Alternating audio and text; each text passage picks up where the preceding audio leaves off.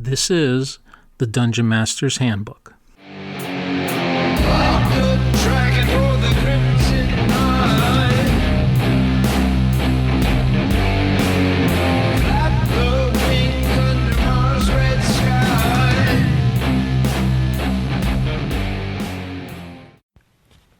Hello, welcome to another episode of a Dungeon Master's Handbook.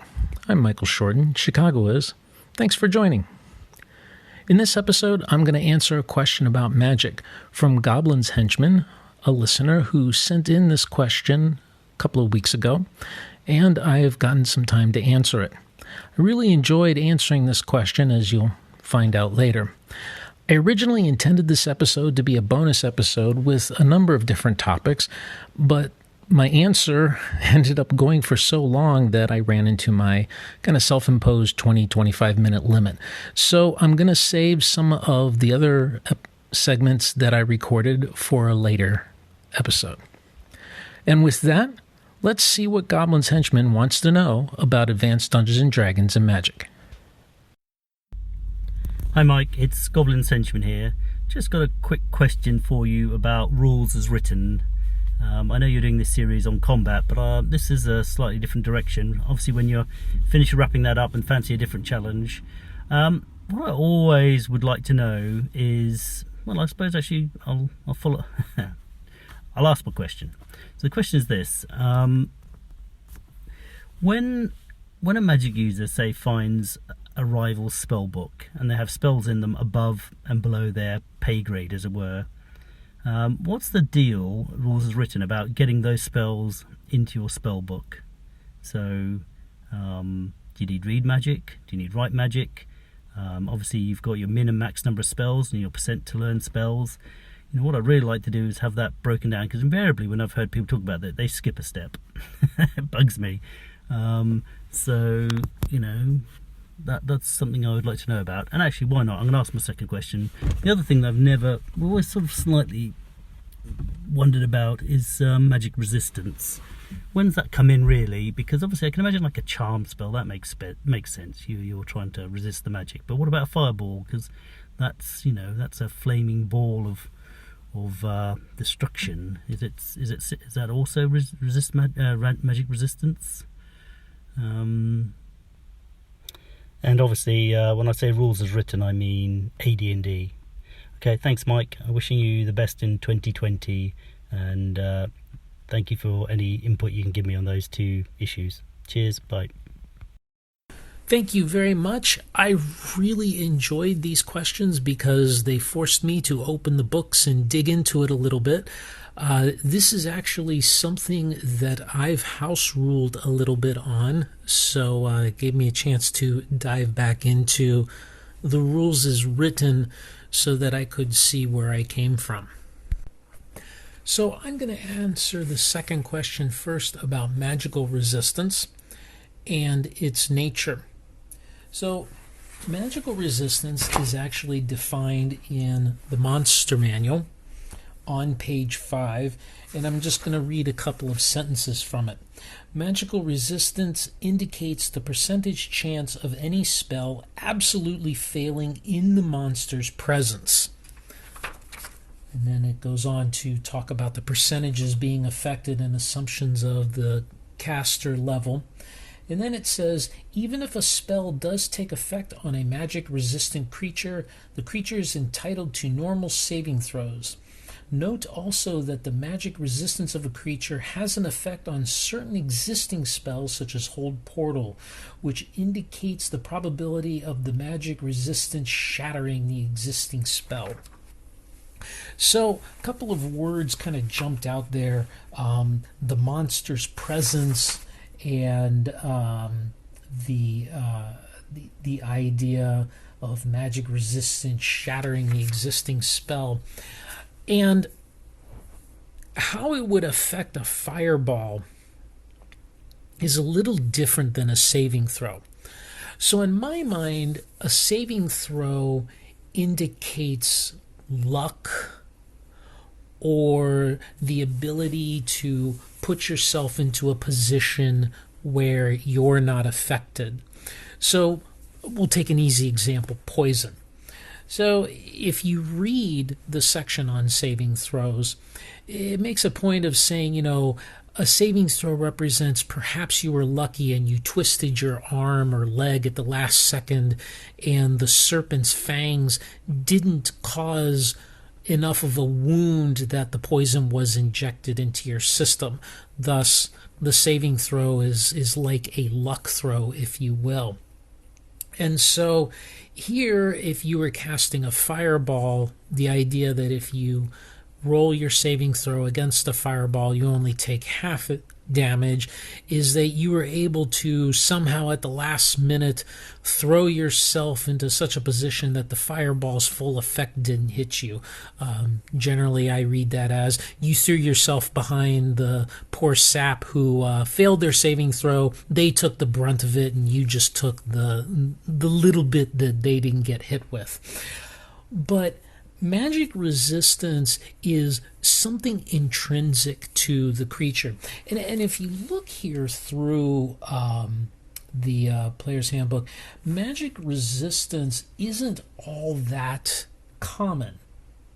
I just flipped, say, to page 96, which is the T.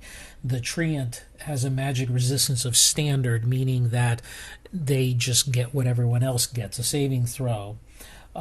Troglodyte is standard. The Triton is 90%. Tritons are rumored to be creatures from the elemental plane of water. The Troll is standard magic resistance. The Turtle is standard magical resistance. And so to me, magic resistance is something about the creature itself. We think of vampires and dragons typically, or some of the higher undead, as having magical resistance. And to me, that represents something about the creature itself, that whatever it is that powers magic doesn't affect that creature, or is somehow warped or twisted by that creature, so that the effect of the spell may not have the same effect that it would on, say, an ordinary. So if we take here the Triton being, a creature from the elemental plane of water, so perhaps the fact that they would be here in our own, our own primary plane of existence, they're so different that our spells that come from here don't necessarily affect Tritons in the same way. So your fireball, for example, it's not that the fireball is somehow deflected or absorbed, but it's just that by its very nature, the spell itself doesn't affect that creature nearly as much as, say, other things might. And that's generally the way I look at it after reading the book, and I think in the back of my head that's the way I've always thought about it. So I hope that helps and explain a little bit about magical resistance and how it works. And if you have any more questions about that, let me know. So let's talk about copying spells. I loved this question because this sent me on an hour-long research through all three of the core books. Now, I have to make a confession here. I do not use Unearthed Arcana. Part of that is I like the base game. And most of the house rules that I have are just little tweaks or things that I said, oh, that's neat. That addresses an issue that I have. And I've went on with it. Now, I have a feeling that maybe a lot of these are based on blog posts or things that I thought were really cool, and maybe they themselves have some sort of, a history with Unearthed Arcana themselves. I don't know. I have the book. I've never actually read it. Maybe that'll be a project for a future day to look through. I've just heard enough things about it that it's a campaign buster, and it's the beginning of the slide into the craziness of other like the Splat books and whatever. I've just never given it much thought. So when you look through the core three books of first edition AD&D, one thing becomes really clear. the campaigns that Gary had in mind, magic was supposed to be rare in terms of magical spells. Apparently, you could find a magic ring or a magic sword hanging off of every tree, but actually getting spells was something quite different.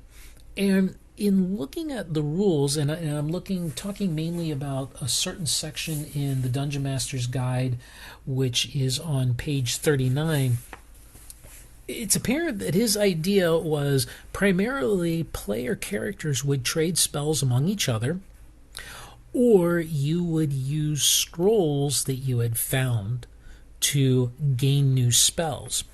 But he is very vague to non-existent about how to actually copy those spells into your books. There's a couple of things that I'd like to point out that I found. One is the concept of the Spell of Right, and that is a first level spell found in the Player's Handbook on page 69.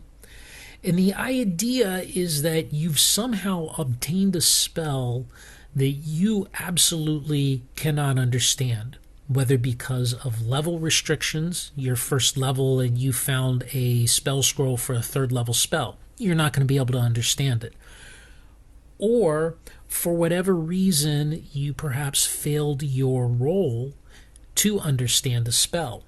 Right allows you to copy that spell into your book. And the way it reads, if I turn to that section on page 69, is it talks about you being in a trance and you don't know what you've done. There's the possibility of it failing. It takes an hour per level to transcribe in this fashion. In addition, you need a fine ink composed of rare substances. Minimum cost 200 gold pieces per bottle, if available at all, without manufacture by the magic user. So that kind of gives you the first idea that there's some cost imposed, as well as that you would be acquiring spells perhaps from sources that you couldn't yet deal with.